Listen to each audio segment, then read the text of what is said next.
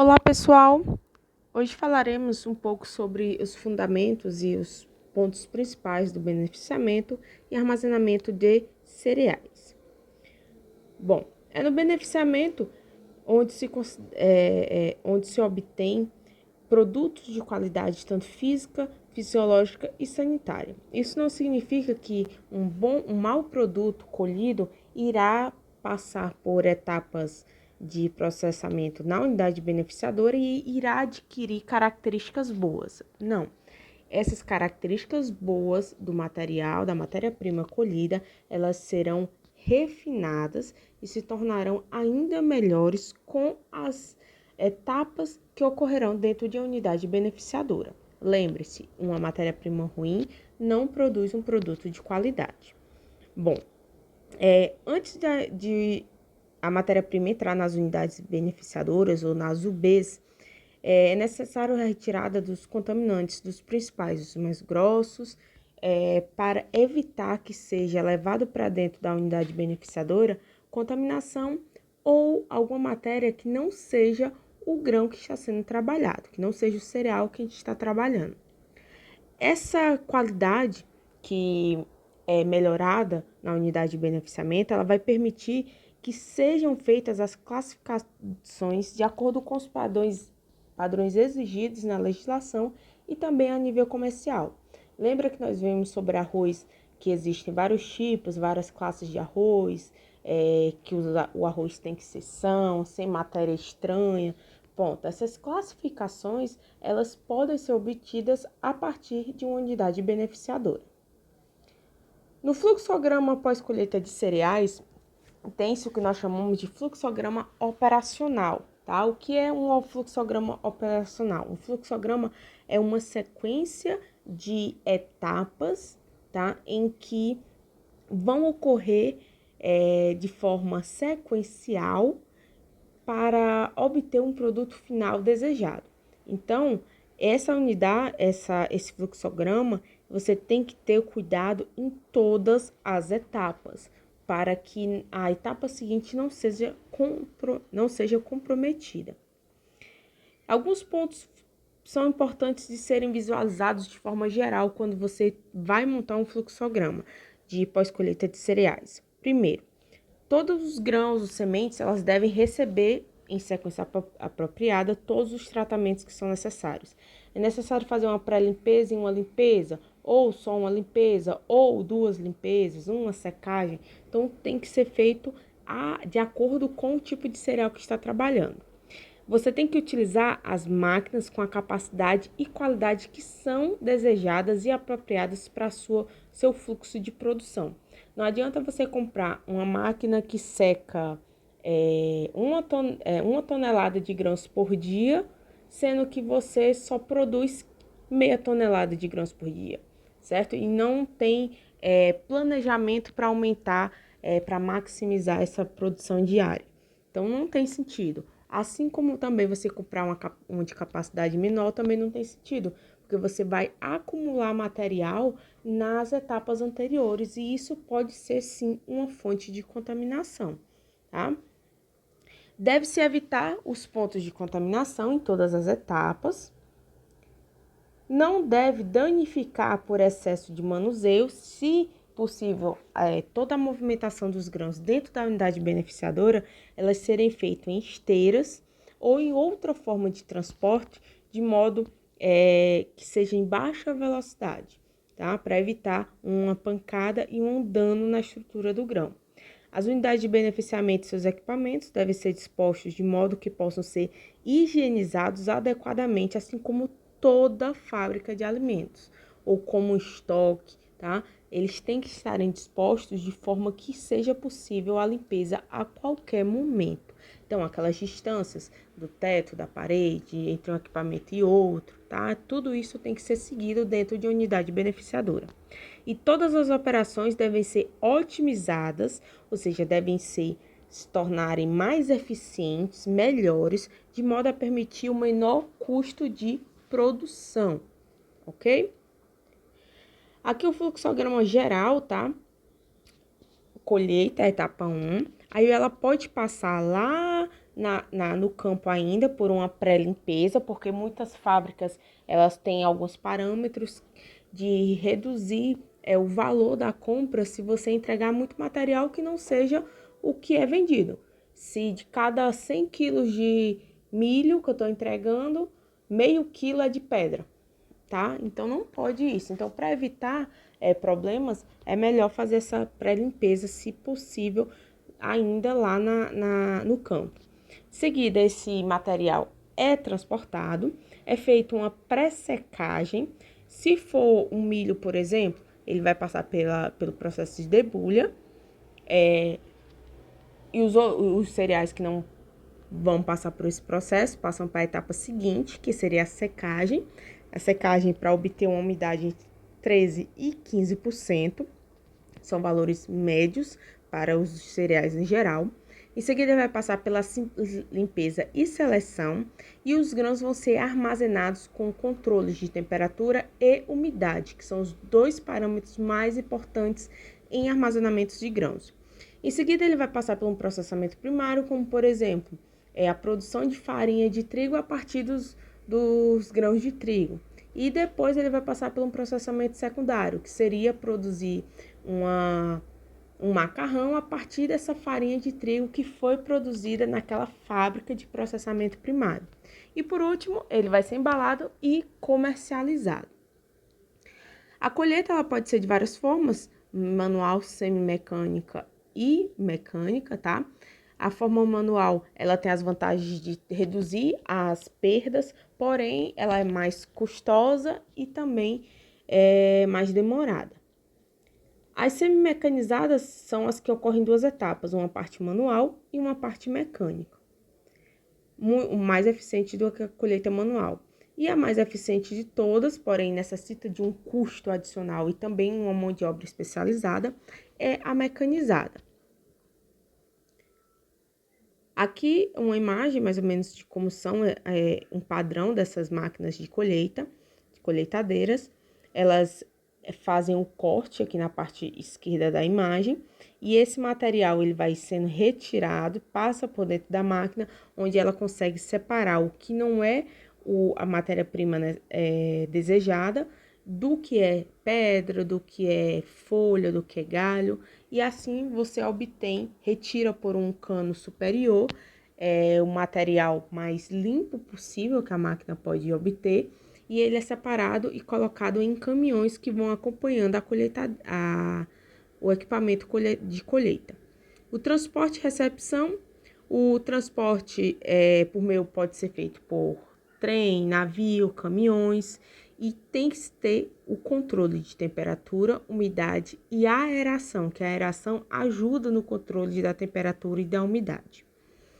Isso é para evitar o quê? Evitar que os grãos fermentem, evitar que os grãos mofem, tá? Então, isso tudo é para evitar que ocorra uma deterioração desses grãos durante o transporte. Aqui algumas imagens mostrando o transporte em navios, em caminhões, tá? Em grandes graneleiros. A etapa de pré-limpeza ela é feita em esteiras que tem ímãs, tá? Então, esses equipamentos, eles são equipamentos que causam um certo desconforto para o trabalhador, porque eles causam muito barulho e muita vibração, tá? Mas é através das vibrações das peneiras dentro desses equipamentos que ocorre a separação, tá? Por diferença de tamanho. Em cada uma dessas peneiras, elas têm buraquinhos, né? Que nós chamamos de mesh, de tamanhos diferentes, para separar o que é o alimento e o que não seja alimento, tá? Então, eles também apresentam o sistema para retirar qualquer substância metálica que venha a ter um prego, uma poca, alguma coisa que acabou vindo junto no processo de colheita. A secagem ela pode ser natural ou artificial, o método vai depender de vários pontos, de custos, da quantidade produzida, da capacidade técnica das pessoas que estão trabalhando, entre outras, tá? Então, cada uma tem suas vantagens e suas desvantagens, depende muito do tipo de produção, da quantidade de produção e dos custos que podem ser arcados ou não. A secagem de cereais, elas vão ocorrer na parte de uma secagem tanto natural como artificial, no máximo de 40 graus a 50. Isso mais especificamente para quando você utiliza um equipamento, tá? Então, você não pode querer colocar 80, 90, 100 graus para secar mais rápido, porque isso pode causar quebra na casca, na parte externa do grão, e também podem ocorrer perdas em questão de componentes, tá? Os lipídios podem acabar oxidando, pode ocorrer desnaturação de proteínas, tá? Então, não é indicado passar de 50 graus. A finalidade, então, é reduzir o teor de umidade até que ele chegue em um valor adequado, de 13 a 15% de umidade. A secagem ela também pode ser feita em equipamentos, como eu já disse, na forma artificial. Aqui é um exemplo de um secador, que a gente tem até muitos aqui na região, tá? Ele é um secador onde o ar quente entra pela parte de baixo e vai subindo e passando entre as camadas de grãos, até que o calor que passou do ar para os grãos, secando os grãos, ele sai frio na parte de cima. Aqui para vocês verem com mais cuidado como é que funciona esse equipamento por dentro. Aqui nós temos também um secador com a tecnologia mais simples, tá? Mas que ele também é eficiente para fazer esse processo de secagem em quantidades menores do que aquele outro equipamento que tem uma capacidade maior. Ele é um tambor circular, onde ar quente inserido dentro do equipamento através de perfurações na base dele, e assim ele consegue transmitir calor para os grãos na quantidade certa e retirar a quantidade de umidade necessária. Uma pergunta: o que pode gerar danos físicos, químicos e biológicos nos grãos durante a secagem, tá?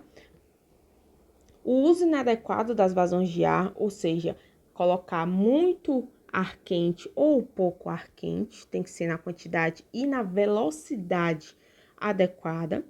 Ter uma alternância de ar quente e ar frio numa quantidade muito grande, ou seja, a temperatura máxima e a mínima durante o processo de secagem, ela não pode ser muito extrema, porque assim você pode acabar trincando os grãos.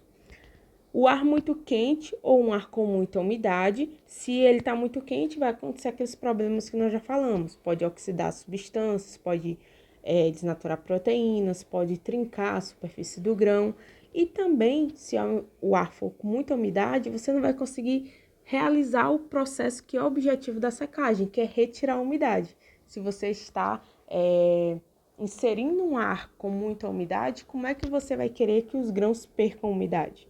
Tá? Lembrem da aula de água, de química de alimentos, que nós precisamos retirar, quando nós precisamos retirar água do alimento, o meio externo, o meio onde vai ocorrer a secagem, ele tem que estar com a quantidade de umidade menor do que o alimento, para que essa água possa ser retirada de forma mais eficiente. E também o calor excessivo, tá? Por isso, as recomendações de 40 a 50 graus. A etapa de limpeza, ela visa essencialmente separar impureza, que remanescente lá da etapa de pré-limpeza, e utiliza basicamente os mesmos equipamentos da pré-limpeza, só que aquele tem uma capacidade mais refinada, ele consegue separar impurezas ainda menores, tá? Então, é como se fosse uma pré-limpeza, só que mais refinada. Ele consegue tirar objetos que não sejam os grãos em si. Pedrinhas menores, um pedacinho de galho, tá? Algo menor. Aqui alguns equipamentos mostrando, basicamente igual ao outro, que é um conjunto de peneiras com granulometrias, com meshs diferentes. Então, em cada peneira dessa daqui, elas são vibradas como aquele processo básico mesmo, bem antigo. É o mesmo princípio, em que você tem uma peneira e você vai peneirar para poder separar substância não, objetos de tamanhos diferentes. Então, aqui você vai separar uma pedra que é maior, um galho que é maior, uma folha que é maior do que o grão do seu cereal. Então, você vai passar por peneiras de tamanhos diferentes. Então, assim você consegue separar o que é o seu cereal e o que são as coisas que não são o seu cereal. Pedra, galho, areia, um pedaço de um prego, alguma coisa que venha junto lá da colheita. A separação e classificação, na separação, ela vai auxiliar o processo de limpeza, tá? Pois ela também utiliza alguns princípios, algumas peneiras, como no processo de limpeza. Já na classificação, essa etapa ela vai ser realizada em máquinas que vão separar os cereais por tamanho, por classificação. Por exemplo, lembrando do arroz, é o mais fácil da gente entender. Não tem o longo fino, o longo, o médio e o curto, tá? Então, como é que ele vai separar? Então, são peneiras ou outro método que vai separar pela classificação que tem na legislação. Por isso que garante você ter quase 100% do arroz que você comprar, que está lá escrito no rótulo, longo fino, ele realmente ser grãos naquela comprimento e naquela largura que na legislação especifica que ele é classificado como longo fino. O transporte, durante qualquer movimentação entre os componentes da beneficiadora, você tem que evitar o máximo de danos mecânicos, a limpeza e o manejo dos transportadores, e pode ser através da chamada rosca sem fim, como se fosse um parafuso rodando. Então, assim que ele vai rodando, ele vai transportando o material entre aquelas invaginaçõezinhas que tem no parafuso, certo? Isso a gente chama de rosca sem fim. Ou pode ser transporte pneumático, através de equipamentos que utilizam ar. Já o armazenamento é extremamente importante no processo de produção de cereais. A colheita ela é geralmente direcionada para vários locais, então armazenar torna-se importante para que você consiga tanto esperar o momento certo para vender, assim como você poder estocar para poder transportar em um volume maior, certo? Você tem que realizar todos os processos corretos para evitar as perdas e também considerar os fatores econômicos. Tá, vai ser melhor eu vender agora ou armazenar? Ou eu vou ter os custos de armazenamento se eu posso vender logo, tá? Então, tudo tem que ser bem pensado, porque são custos elevadíssimos. As condições de armazenamento, se for em casca, se torna até melhor o seu grão ser armazenado em casca. Ele é seco e armazenado ainda sem estar descascado, porque a própria casca ela é uma barreira para que não ocorra a perda de umidade e também não tenha ataque de insetos e fungos, tá? E a umidade vai estar próxima do ambiente de 70%, lá do ambiente, não do cereal, do ambiente de armazenamento. Tem que ter um sistema de circulação de ar com ar purificado, não pode ser um ar contaminado, e o local tem que ser bastante higienizado, assim como os manipuladores que vão trabalhar nesse ambiente têm que obedecerem às boas práticas de fabricação. A recomendação é que seja realizada em silos ou granuleiros. Existem desses granuleiros que tem até 120 metros, tá, de comprimento. E existe entre os tipos de silo, nós temos os metálicos, os de alvenaria e os de concreto, tá? O armazenamento também pode ser feito em sacarias, que tem como vantagem você permitir o estoque de mais de um produto no mesmo ambiente de armazenamento. Então, eu tenho uma sala de armazenamento, eu consigo estocar várias pilhas de trigo, várias pilhas de cevada, tá? Já o que eu não consegui em um silo ou num graneleiro, tá? Então, tem que ser o mesmo cereal dentro desses silos.